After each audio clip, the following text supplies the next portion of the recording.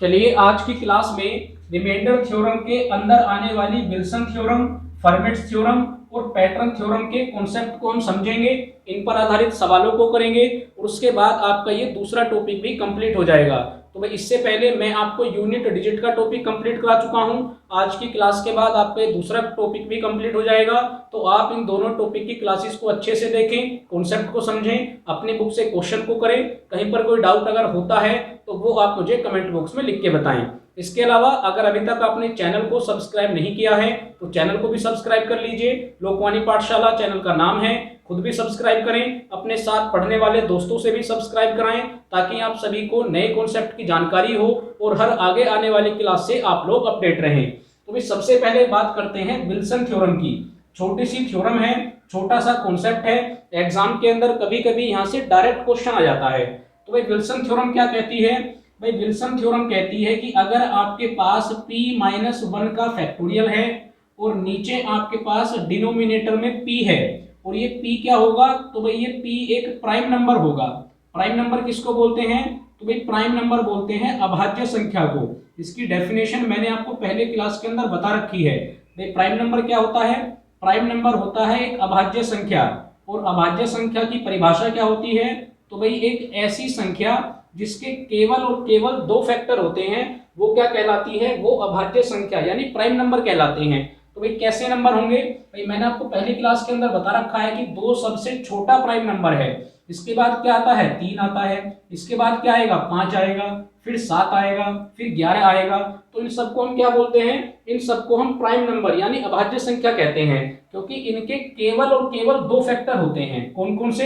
भाई एक तो इनका फैक्टर होता है 1 और दूसरा इनका फैक्टर होते हैं ये खुद। भाई अगर 2 की बात करेंगे तो आप इसको 1 से डिवाइड कर सकते हैं और आप इसको 2 से डिवाइड कर सकते हैं। इसके अलावा आप 2 को किसी और नंबर से डिवाइड नहीं कर सकते। इसी तरह से अगर 3 की बात करेंगे तो भाई इसको भी 1 से डिवाइड कर सकते हैं और 3 से डिवाइड कर सकते हैं। 5 की बात करेंगे इसको भी 1 से डिवाइड कर सकते हैं, 5 से डिवाइड कर सकते हैं। 11 की बात करेंगे तो इसको भी 1 से डिवाइड कर सकते हैं और 11 से डिवाइड कर सकते हैं। तो ये ऐसे नंबर हैं जिनके केवल और केवल दो फैक्टर होते हैं। भाई 9 अभाज्य संख्या की कैटेगरी में नहीं आता।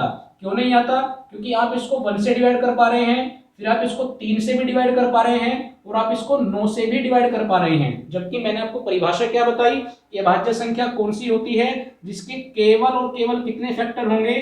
तो भाई केवल और केवल 2 फैक्टर होंगे।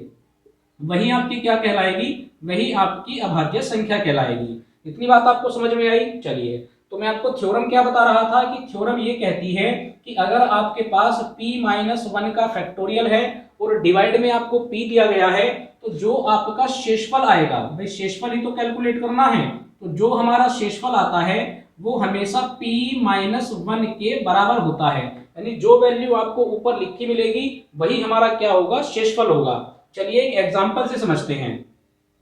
भाई ये p क्या बताया? p मैंने आपको प्राइम नंबर बताया, तो इसको आप याद रखें। अब मान के चलिए कि ऊपर आपके पास सवाल में लिखा हुआ है 4 का फैक्टोरियल और नीचे कितना लिखा हुआ है? 5। तो भाई 4 के फैक्टोरियल को मैं क्या लिख सकता हूं? भाई मैं इसको लिख सकता हूं 5-1 और बाहर क्या लगा हुआ है? फैक्टोरियल। नीचे कितना लिखा है? 5। तो आप देख सकते हैं ये जो 5 है, ये जो 5 है, ये कैसा नंबर है? तो भाई ये एक प्राइम नंबर है। अगर ये प्राइम नंबर है तो ऊपर मैंने क्या लिखा? 5-1 यानी कितना हो गया? 4। तो आप आंसर क्या देंगे कि आपका शेषफल क्या होगा? तो भाई p-1 होगा। तो p-1 की ही तो वैल्यू कितनी है? तो भाई p-1 की वैल्यू 4 है और यही हो जाएगा आपका शेषफल। चलिए एक और एग्जांपल लेते हैं। भाई मैं आपसे कहता हूं कि आपके पास लिखा हुआ है 28 का फैक्टोरियल, ठीक है, और नीचे आपके पास लिखा हुआ है 29। तो आप इसको कैसे कैलकुलेट करेंगे? भैया आप 28 को क्या लिख सकते हैं? भैया 28 को लिख सकते हैं 29-1 का फैक्टोरियल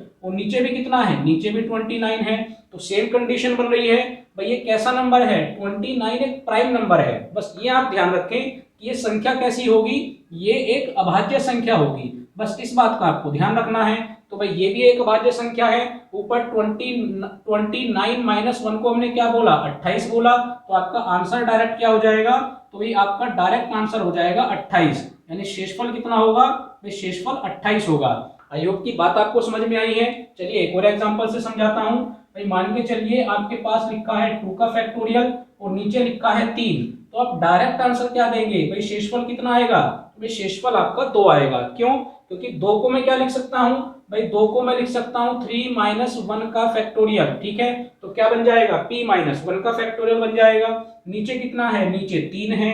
दोनों कैसे नंबर हैं, तो भाई दोनों ही कैसे नंबर हुए, अभाज्य संख्या हुई। तो 3 में से आप 1 को घटाएंगे तो आपका शेषफल कितना आ जाएगा, तो भाई शेषफल आपका 2 आ जाएगा। आई होप कि ये पहली थ्योरम आपको समझ में आई हो। बस इसके अंदर यही एक कॉन्सेप्ट है। एग्जाम के अंदर कभी कभी यहाँ से डायरेक्ट सवाल आता है तो आपको कैलकुलेट करने की जरूरत नहीं है। आपको अगर थ्योरम पता है तो आप डायरेक्ट आंसर दे सकते हैं। चलिए दूसरी थ्योरम को समझते हैं।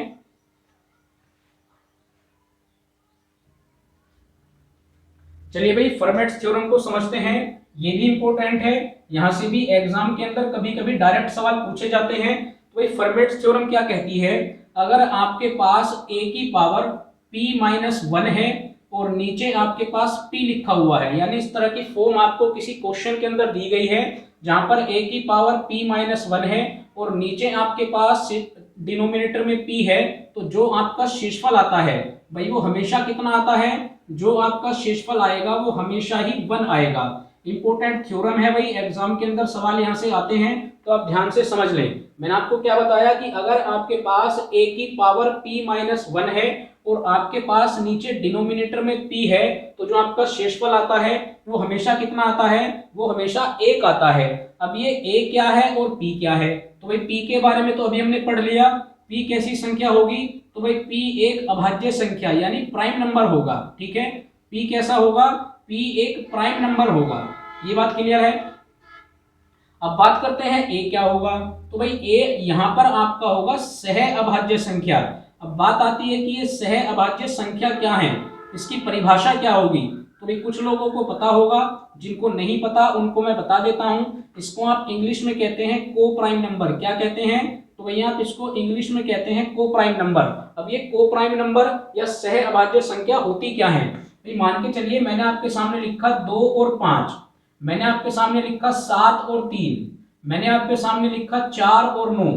तो भाई अगर आप इन नंबर को ध्यान से देखेंगे तो ये ऐसे नंबर हैं जिनके बीच में कोई भी संख्या कॉमन नहीं है। भाई अगर मैं 1 को हटा देता हूं, 1 की बात नहीं करेंगे, अगर मैं 1 को हटा देता हूं तो ये सभी ऐसे नंबर हैं जिनके बीच में कोई भी अंक कॉमन नहीं है, कोई भी संख्या कॉमन नहीं है। भाई अगर मैं आपके सामने लिखता हूं 4 और 8, तो मैं आपसे पूछता हूं क्या ये सह अभाज्य संख्या है, तो भाई ये सह अभाज्य संख्या नहीं होंगी, क्योंकि इसके अगर आप फैक्टर करेंगे क्या आएगा, 2 गुना 2 आएगा। इसके आप फैक्टर करेंगे आप 2 गुना 4 लिखेंगे, तो दोनों में क्या कॉमन है, दोनों में 2 कॉमन है। जबकि परिभाषा क्या कहती है कि ऐसी दो संख्याएं जिनके बीच में कोई भी अंक या कोई भी संख्या कॉमन ना हो, वो क्या कहलाएगा, वो आपकी सह अभाज्य संख्या कहलाएंगी। तो भाई आप सभी एग्जांपल देख सकते हैं, 2 और 5 में कुछ भी कॉमन नहीं है, 7 और 3 में कॉमन नहीं है, 4 और 9 में कॉमन नहीं है। इन संख्याओं को अगर आप बड़ी करेंगे तो 13 और 29 लिख सकते हैं, 27 और 25 लिख सकते हैं। तो भैया आप देख सकते हैं कि इन सभी संख्याओं के अंदर कोई भी संख्या कॉमन नहीं है। इनको आप क्या कहते हैं, इनको आप सह अभाज्य संख्या कहते हैं। चलिए अब एक एग्जांपल से समझते हैं। मान के चलिए कि मैंने आपके सामने लिखा 2 की पावर 72 और नीचे मैंने लिखा 73। तो भैया आप एक बार इस थ्योरम को चेक कीजिए कि क्या ये थ्योरम यहाँ पर अप्लाई हो रही है। तो भैया अगर आप सबसे पहले बात करेंगे, सबसे पहले आप इसको देखेंगे और इसको देखेंगे, क्योंकि ये क्या है भाई, ये a है। a है तो ये कैसी संख्या होनी चाहिए, ये एक सह अभाज्य संख्या होनी चाहिए। ठीक है, और आप यहाँ p की बात करेंगे तो ये क्या होना चाहिए, ये एक प्राइम नंबर होना चाहिए और इन दोनों के बीच में कोई भी वैल्यू कॉमन नहीं होनी चाहिए। तो भाई 2 और 73 के बीच में कोई भी वैल्यू कॉमन नहीं है। इतनी बात आपको समझ में आई। अब आप ये देखिए कि क्या ये थ्योरम को फॉलो कर रहा है, भाई बिल्कुल फॉलो कर रहा है। ये जो ऊपर 72 लिखा है, इसको मैं क्या लिख सकता हूं, तो भाई इसको मैं लिख सकता हूं 73 यानी 73 माइनस 1। तो नीचे भी कितना लिखा है, 73 लिखा है, यानी ये भी किसकी वैल्यू है, p की वैल्यू है, और ये भी किसकी वैल्यू है, ये भी p की वैल्यू है। तो बिल्कुल यही थ्योरम फॉलो हो रही है। भाई आपके पास एक को प्राइम नंबर है, आपके पास एक प्राइम नंबर है, ऊपर जो आपको 72 दिया गया है इसको आप क्या लिख सकते हैं, p माइनस 1 यानी 73 माइनस 1 लिख सकते हैं। तो ये पूरा का पूरा जो कॉन्सेप्ट है किसको फॉलो कर रहा है, तो भाई ये आपकी फर्मेट्स थ्योरम को फॉलो कर रहा है। तो अगर ये फर्मेट्स थ्योरम को फॉलो कर रहा होगा तो आपका डायरेक्ट शेषफल कितना होगा, तो भाई डायरेक्ट शेषफल आपका प्लस का 1 होगा। आई होप कि थ्योरम आपको समझ में आई है।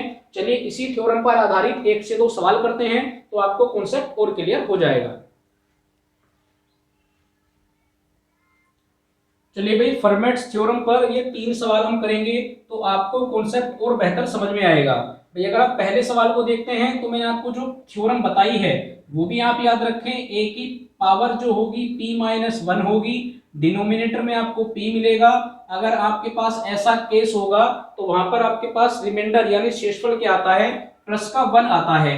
एक ऐसी संख्या होगी, ये एक सहअभाज्य संख्या होगी, p क्या होगा, p एक प्राइम नंबर होगा। तो भाई अगर आप यहाँ पर देखते हैं तो बिल्कुल यही थ्योरम फॉलो हो रही है। अगर आप 3 और 101 की बात करते हैं तो भाई ये प्राइम नंबर भी है, और अगर आप इन दोनों की बात करेंगे तो ये क्या बन गई, ये सहअभाज्य संख्या बन गई। भाई इन दोनों के बीच में कोई भी वैल्यू कॉमन नहीं है। अब आप इस 100 को क्या बोल सकते हैं, तो भैया आप इसको बोल सकते हैं 101 माइनस 1। तो ये किसको फॉलो करेगा, तो भाई ये p को फॉलो करेगा, क्योंकि नीचे कितना है, नीचे 101 है। इसको आप क्या बोलेंगे, इसको आप p बोलेंगे। तो यहाँ पर भी p की वैल्यू 101 है, यहाँ पर भी p की वैल्यू 101 है। 101 में से 1 को घटाएंगे तो क्या बन जाएगा, 100 बन जाएगा। और यही हमारी थ्योरम है। तो आप क्या बोल सकते हैं कि भाई इस क्वेश्चन का डायरेक्ट जो शेषफल आएगा वो कितना आएगा, वो प्लस का 1 आएगा। अब इसी पर आधारित कुछ क्वेश्चन है जहां पर इस थ्योरम का इस्तेमाल अंदर सवाल की किया गया है। कैसे, भैया आप डायरेक्ट अगर इसको देखेंगे तो भाई डायरेक्ट तो आप नहीं बोल सकते। भाई नीचे 53 है तो ऊपर क्या होना चाहिए था, ऊपर 52 होना चाहिए था। अगर ऊपर 52 होता तो तब हम डायरेक्ट कह देते कि हमारा शेषफल क्या आएगा, प्लस के 1 आएगा। लेकिन यहाँ पर ऐसी कंडीशन नहीं है, तो हम ऐसी कंडीशन को बनाएंगे। कैसे बनाएंगे, भाई 2 की पावर आपको 107 दी गई है, हमें क्या चाहिए, हमें 2 की पावर अगर 52 यानी 52 मिल जाए तो हम देखेंगे नीचे कितना है, तो भाई नीचे है 53। तो अगर ये 52 मिल जाएगी तो आप क्या लगा सकते हैं, आप यहाँ पर फर्मेट्स की थ्योरम लगा सकते हैं और आप शेषफल को 1 बोल सकते हैं। लेकिन यहाँ पर 2 की पावर है 107, तो मैंने कल की क्लास के अंदर इनको ब्रेक करना बताया था।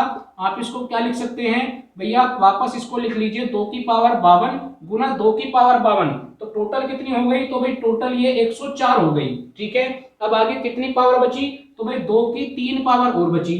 भाई अगर आप इनको जोड़ देंगे तो जोड़ के कितने बन जाएंगी, तो भाई वापस जोड़ के 107 बन जाएंगी।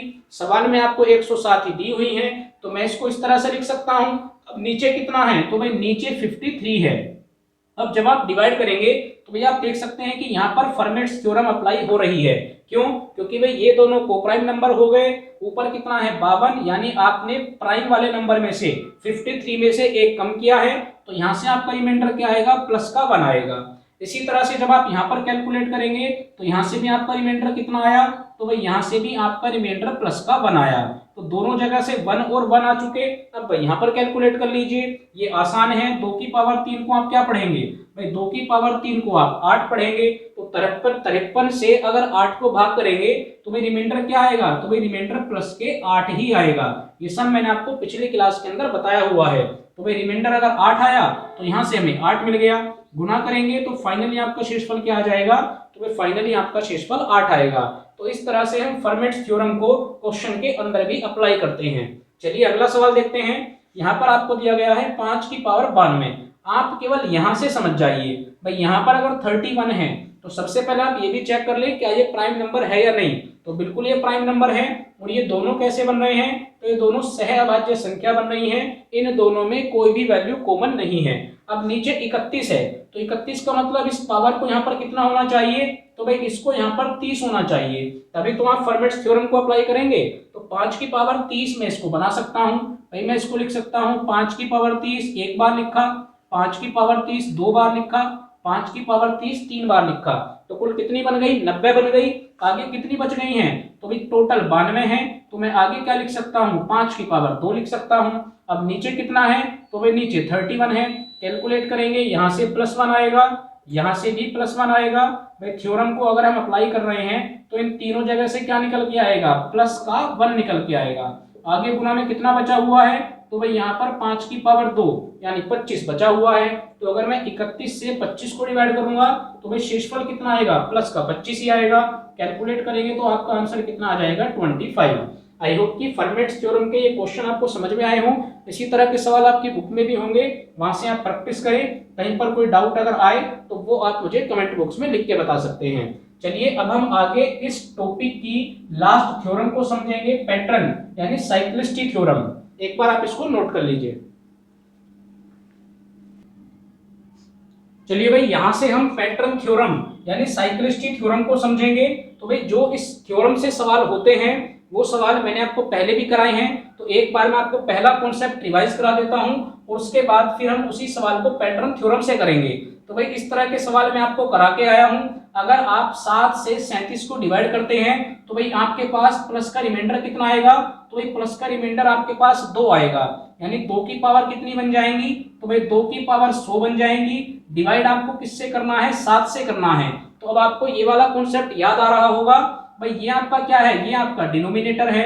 ये क्या है? ये आपका आधार है। तो मैंने आपको एक कॉन्सेप्ट बताया था कि आप डिनोमिनेटर को चेक करेंगे, डिनोमिनेटर कितना है? 7 है। तो आप आधार की कोई ऐसी पावर कैलकुलेट करके लाएंगे जो डिनोमिनेटर से या तो एक कम होगी और या एक ज्यादा होगी। तो भाई आप कैलकुलेट कैसे करते थे? भाई 2 की पावर 1 कितना होता है? 2। 2 की पावर 2 कितना होगा? 4। और 2 की पावर 3 कितना होगा? 8। तो भाई 2 की पावर 3 एक ऐसी वैल्यू है जो डिनोमिनेटर से एक ज्यादा है। तो भाई हम क्या करते थे? हम इस 2 को चेंज करके क्या लिख सकते हैं? तो हम इसे लिख सकते हैं 2 की पावर 3। इतना काम आपने कर लिया। भाई टोटल कितनी है? टोटल ये 100 पावर है। तो अगर 100 पावर है तो 3 से भाग करेंगे तो यहाँ पर कितना आ जाएगा? 33। भाई 3 गुना 33 कितना हो जाएगा? 99। आगे कितना बचता था? तो भाई आगे आप कहेंगे कि जितनी पावर बची है उनको आप आगे लिख लें। तो क्या बचा? 2 की पावर 1 बची। भैया आप कैलकुलेट करेंगे तो वापस कितना बन जाएगा? 2 की पावर 100 बन जाएगा। अब आप इसको 7 से डिवाइड करेंगे। तो भाई 7 से डिवाइड करेंगे तो 2 की पावर 3 को मैं क्या लिख सकता हूँ? 8। 8 की पावर 33 बन गई। साथ में कितना है? 2 की पावर 1 है। 7 से डिवाइड करेंगे तो यहाँ से प्लस का रिमाइंडर 1 आएगा। 1 की पावर 33 है तो वैल्यू क्या बचेगी? 1 ही बचेगी। यहाँ से कैलकुलेट करेंगे 2 बचेगा, नीचे 7 है। तो आप फाइनली क्या बोलेंगे कि आपका शेषफल कितना आया? 2। तो भाई ये कॉन्सेप्ट मैं आपको पहले बताकर आया हूं। अब बात आती है कि अगर इसी सवाल को पैटर्न थ्योरम से करना हो तो एक तो आपका पेपर के अंदर टाइम बचेगा और ये इस थ्योरम पर डायरेक्ट सवाल आते हैं। तो अगर आपको एक थ्योरम समझ में आ गई तो आप कम से कम टाइम के अंदर इन सवालों के जवाब दे पाएंगे। कैसे कैलकुलेट करेंगे? तो भाई इतना काम तो आपको करना है। आप पहले 7 से डिवाइड कर लेंगे तो आपके पास वैल्यू क्या बनी? तो भाई वैल्यू आपके पास बनी 2 की पावर 100 और भाग कितने से करना है? 7 से। भाई इतना काम तो आपको करना है। अब यहाँ पर आप लगाएंगे पैटर्न थ्योरम। उसके लिए आप क्या करेंगे? आपको ये भी काम करना है कि आप क्या करिए, आप चेक करिए कि अगर आप 2 की पावर 1 को कैलकुलेट करते हैं तो आपके पास जो पावर की वैल्यू आती है वो कितनी आती है? 2 आती है। भाई जो पावर की वैल्यू आई उसे आप 7 से भाग करिए। तो भाई 7 से अगर आप भाग करते हैं तो आपके पास शेषफल कितना आता है? तो भाई शेषफल आपके पास 2 ही आता है। ठीक है, अभी आप समझते चलिए। उसके बाद अगर मैं 2 की पावर 2 को कैलकुलेट करता हूं तो ये 4 आया। भाई 4 को अगर मैं 7 से डिवाइड करूंगा तो आपका शेषफल कितना आता है? तो भाई आपका शेषफल 4 ही आता है। उसके बाद मैं 2 की पावर 3 को कैलकुलेट करता हूं तो भाई 2 की पावर 3 कितनी होती है? 8। अब अगर मैं 8 को 7 से भाग कर रहा हूं तो भाई आपका शेषफल कितना बनेगा? तो भाई आप बोलेंगे 7 ही कम 7 तो कितना बचेगा? तो भाई आपके पास 1 बचेगा। यही आपकी पैटर्न थ्योरम है। अब यहां से आप कॉन्सेप्ट को समझें। भैया आप ये चेक कीजिए कि किस पावर पे जाने के बाद आपका शेषफल 1 बना। तो भाई आप कहेंगे 2 की पावर 3 पर जाने के बाद हमारा शेषफल 1 बना है। चलिए अगर मैं 2 की पावर 4 को चेक करता हूं तो भाई ये होता है 16। 16 को भी आप 7 से डिवाइड कीजिए तो भाई आप देखेंगे आपका शेषफल कितना आया? 2। तो भाई ये 2 शेषफल तो पहले भी आ चुका है। इसका मतलब जहां पर भी आपका शेषफल 1 आएगा वहीं पर आपका पैटर्न पूरा हो जाएगा। पैटर्न पूरा हो जाएगा या एक साइकिल कंप्लीट हो जाएगी। भाई आपके थ्योरम का नाम क्या है? पैटर्न या साइक्लिस्टी थ्योरम। तो आपको यही चेक करना है कि किस पावर पे जाके आपका शेषफल 1 बन रहा है। तो भाई आपने देखा कि 2 की पावर 3 पर जाने के बाद मेरा शेषफल कितना बना? 1 बना। अब आपको आगे पावर कैलकुलेट करने की जरूरत नहीं है। भाई आपने चेक कर लिया, 2 की पावर 4 पे चेक किया तो वापस शेषफल कितना आया? 2 आया। अब यही रिपीटेशन चलता रहेगा तो हमें केवल 1 पे कैलकुलेट करना है। ठीक है, तो फाइनली क्या आया कि 2 की पावर 3 पर जाने के बाद आपका शेषफल कितना आता है, 1 आता है। तो आपको ये देखना है कि 3 के कितने चक्कर, कितने पैटर्न चलेंगे जहां पर पावर हर बार 1 आएगी। ये आप कैसे कैलकुलेट करेंगे? तो भाई जो पावर आपको सवाल में दी गई है, कितनी दी गई है? तो भाई सवाल में पावर आपको दी गई है 100। जितनी पावर पर कैलकुलेट होने के बाद आपका आंसर 1 आता है, उससे आप इसको भाग कीजिए। तो भाई 3 से आप 100 को भाग करेंगे, 3 तिया 9, 1 बचेगा, वापस आप 0 उतारेंगे, 3 तिया 9, यानी 3 3 के 33 चक्कर पूरे हो जाएंगे। या आप ये भी कह सकते हैं 33 तिया 99 पावर तक आपका शेषफल कितना आता रहेगा? भाई आपका शेषफल 1 आता रहेगा। यानी 2 की पावर 100 की बजाय अगर मैं 2 की पावर 99 की बात करूं तो यहां तक आपका शेषफल कितना आया? तो भाई यहां तक आपका शेषफल 1 आया। तो आपको केवल यही चेक करना है कि कितने चक्कर पूरे हुए। तो 3 से अगर आपने कैलकुलेट किया तो भाई 33 चक्कर पूरे हुए। अब आप ये देखिए कि आपका नीचे शेषफल कितना बचा। तो भाई आप कहेंगे कि शेषफल बचा है 1। तो ये जो आपका शेषफल बचा है, अब आप ये जाके देखेंगे कि जितना आपका शेषफल बचा उस पावर पे वास्तव में शेषफल कितना है। तो भाई शेषफल कितना बचा? 1, यानी 2 की पावर 1 पर भाई अगर 2 बचता तो मैं चेक करता 2 की पावर 2 पर, 3 बचता तो मैं चेक करता 2 की पावर 3 पर। तो जितना शेषफल बचेगा उस पावर पे जाके आप चेक करेंगे कि आपका शेषफल क्या है। तो आप चेक कर रहे हैं 2 की पावर 1 पर शेषफल कितना है? 2 है। तो जब आपने डिटेल में कैलकुलेट किया तब भी आपका शेषफल 2 आया। आपने पैटर्न थ्योरम को फॉलो किया तो तब भी आप चेक कर सकते हैं आपका शेषफल कितना आ रहा है? 2 आ रहा है। आई होप कि थोड़ा थोड़ा आपको कॉन्सेप्ट समझ में आया हो।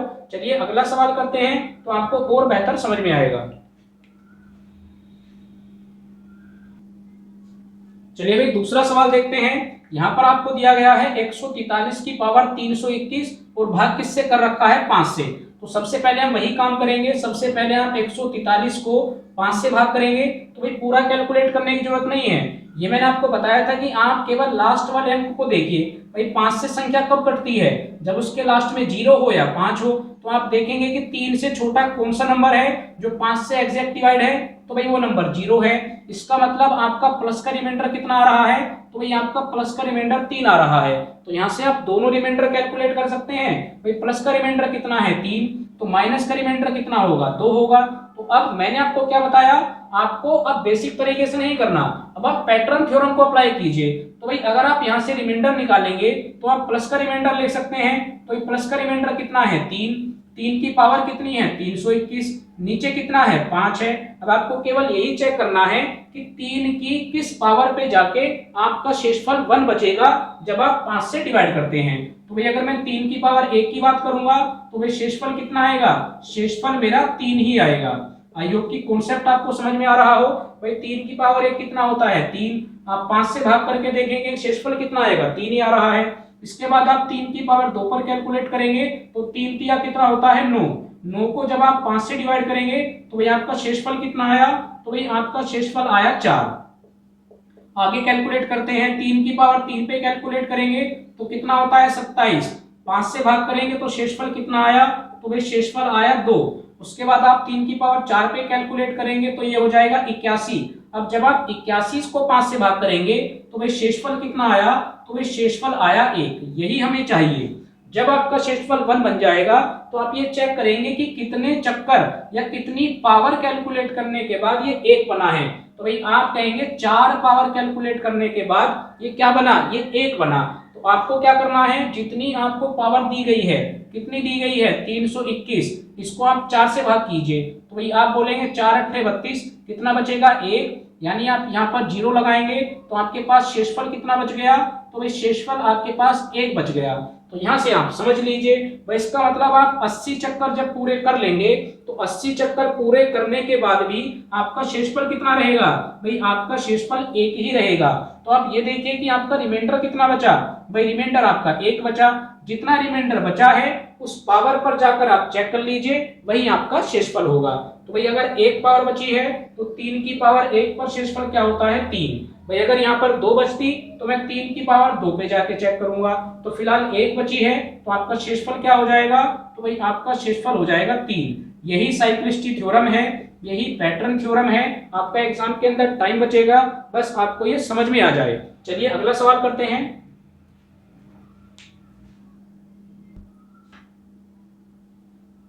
चलिए भाई लास्ट सवाल की तरफ चलते हैं। यहाँ पर आपको 32 की पावर 32 और फिर से 32 की पावर 32 दी गई है और पिछले सवाल में आपके पास केवल यहाँ तक पावर थी, कोई दिक्कत नहीं है। ये जो आपके पास ऊपर जितनी भी पावर, इसको छोड़कर जितनी भी आपको पावर दी गई है, इसको आप कोई ना कोई वेरिएबल मान लीजिए। फॉर एग्जाम्पल मैंने इसको p मान लिया, तो अब सवाल क्या बन जाएगा, तो भाई सवाल बन जाएगा 32 की पावर p, नीचे कितना हो जाएगा 7, और इसका आपको शेषफल कैलकुलेट करना है। तो भाई वही आपका पिछले वाला सवाल बन गया। सबसे पहले आप क्या करेंगे, आप यहां से इसको भाग कीजिए, 7 चौक 28, तो आपके पास शेषफल कितना बचा, तो भाई प्लस का शेषफल बचा 4। तो आप इसको क्या लिख सकते हैं, आप इसको लिख सकते हैं 4 की पावर p, और नीचे कितना हो जाएगा 7 हो जाएगा। अब बिल्कुल पहले की तरह चलिए और आप ये जाके देखिए कि 4 की किस पावर पर आपका शेषफल 1 बनेगा जब आप 7 से डिवाइड करेंगे। तो भाई 4 की पावर 1 कितना होता है 4, तो अगर 7 से भाग करेंगे तो शेषफल कितना बनेगा, तो भाई शेषफल 4 ही बनेगा। इसके बाद अगर मैं 4 की पावर 2 पर कैलकुलेट करता हूं तो ये होती है 16, तो भाई 16 पे शेषफल कितना बनेगा, तो भाई 7 से भाग करने पर शेषफल बनेगा 2, भाई यहां से भाग करते हुए चलना है। उसके बाद अगर मैं 4 की पावर 3 की बात करता हूं तो भाई ये होती है 64, तो जब आप 64 को 7 से भाग करेंगे तो आपका शेषफल कितना बन गया, भाई आपका शेषफल 1 बन गया, और यही हमें चाहिए। तो इसका मतलब क्या हुआ कि 4 की पावर 3 यानी 3 बार पावर को चलाने के बाद आपका शेषफल कितना बना, तो भाई आपका शेषफल 1 बना। अब आपको ये चेक करना है कि आप कितनी पावर तक चले जाएं कि आपका शेषफल 1 रहे, और उसके बाद जो आपका नीचे शेषफल बचेगा उसको आप पावर बना देंगे। लेकिन अब समस्या क्या है, भाई हम क्या करते थे, जो भी हमारी पावर होती थी उसको हम डिवाइड करते थे। तो भाई पावर की जगह हमारा क्या है, p है, लेकिन अगर हम p का मान देखते हैं तो p का मान कितना है 32 की पावर 32। इसका मतलब मुझे इसको किससे डिवाइड करना है, इसको मुझे 3 से डिवाइड करना है। ये जो साइकिल है कितनी बार चला, 3 बार चला, तो 3 से हम किसको डिवाइड करते थे, पावर को डिवाइड करते थे। पावर की वैल्यू कितनी है 32 की पावर 32 है, तो आप इसको 3 से भाग कर लीजिए। भाई 3 से भाग करेंगे तो इसको मैं क्या कर सकता हूं, इसको आप कहेंगे कि इसको आप इस तरह से भी लिख सकते हैं, 32 को आप कितनी बार लिख सकते हैं, 32 बार लिख सकते हैं। डिवाइड किससे कर रहे हैं, 3 से कर रहे हैं। तो भाई जब 3 से 32 को डिवाइड कर रहा हूं तो भैया आप देखेंगे यहाँ पर आपके पास जो शेषफल आ रहा है वो कितना आ रहा है, तो भैया आप कहेंगे 3 घात 30, प्लस का शेषफल कितना आया 2। लेकिन अगर आप माइनस के शेषफल की बात करेंगे तो वो कितना आएगा, वो माइनस के 1 आएगा। भाई अगर आप 2 लेंगे तो आप 2 दूनी 4, 4 दूनी 8, इस तरह से कैलकुलेट करेंगे। तो मैंने आपको क्या बता रखा है, जो भी छोटे वाला शेषफल हो आप उसको ले लीजिए। तो भाई प्लस का शेषफल कितना है 2 है, तो माइनस का शेषफल कितना होगा 1 होगा। तो -1 की पावर अगर आप 32 करेंगे, भाई -1 की पावर अगर मैं 32 करता हूं, या आप ये देखिए कि आपने -1 को 32 बार लिखा है, तो आपके पास फाइनली कितना आएगा, तो भाई आपके पास फाइनली प्लस का 1 आएगा। भाई यहां से कैलकुलेट किया -1, यहां से कैलकुलेट किया -1, तो कितनी बार लिखा है 32 बार लिखा है। 32 कैसी संख्या है, ये एक सम संख्या है, तो अगर संख्या सम है तो शेषफल किस में आएगा, प्लस में आएगा। अब ये आपका सवाल खत्म नहीं हुआ, आपको क्या पता लगा कि आपका शेषफल कितना बचा, 1 बचा। अब आप ये जाकर देखेंगे कि ये आप इसको क्या बनाएंगे, इसको आप पावर बना लेंगे, तो आपका शेषफल कितना बचा है 1। तो आप ये देखिए कि किस पावर पे, यानी 1 जब पावर थी तो आपका शेषफल कितना था, तो भाई जब पावर 1 थी तो आपका शेषफल था 4। ये आप इसको आंसर नहीं देंगे, ये आप ध्यान रखें, इसको आप पावर में जाके चेक करेंगे कि जब 4 की पावर 1 थी तो शेषफल कितना था 4 था। भाई अगर यहाँ पर फाइनली 2 बचता तो मैं किस पर चेक करता, मैं 4 की पावर 2 पे चेक करता। तो ये कितना बचा है, ये 1 बचा है, तो मैं 4 की पावर 1 पे चेक करूंगा, तो शेषफल कितना आ रहा है, तो भाई शेषफल 4 आ रहा है। तो करेक्ट आंसर क्या होगा, तो भाई करेक्ट आंसर होगा इस सवाल का 4। आई होप कि ये तीनों थ्योरम आपको अच्छे से समझ में आई हैं। इनकी आप अच्छे से अपनी बुक से प्रैक्टिस करें। कहीं पर किसी क्वेश्चन में अगर डाउट हुआ है तो वो आप मुझे कमेंट बॉक्स में लिख के बताएं। ये आपका दूसरा टॉपिक आज कंप्लीट हो गया। दोनों टॉपिक की आप अच्छे से प्रैक्टिस कर लीजिए, और अगर चैनल के कॉन्सेप्ट अच्छे लग रहे हैं तो चैनल को सब्सक्राइब जरूर करें। लोकवाणी पाठशाला चैनल का नाम है, खुद भी सब्सक्राइब करें, अपने साथ पढ़ने वाले दोस्तों से भी सब्सक्राइब कराएं, ताकि आप सभी को नए कॉन्सेप्ट की जानकारी हो और हर आगे आने वाली क्लास से आप लोग अपडेट रहें। तो भाई अगली क्लास में एक नए टॉपिक के साथ वापस आप लोगों से मुलाकात होगी। Thank you.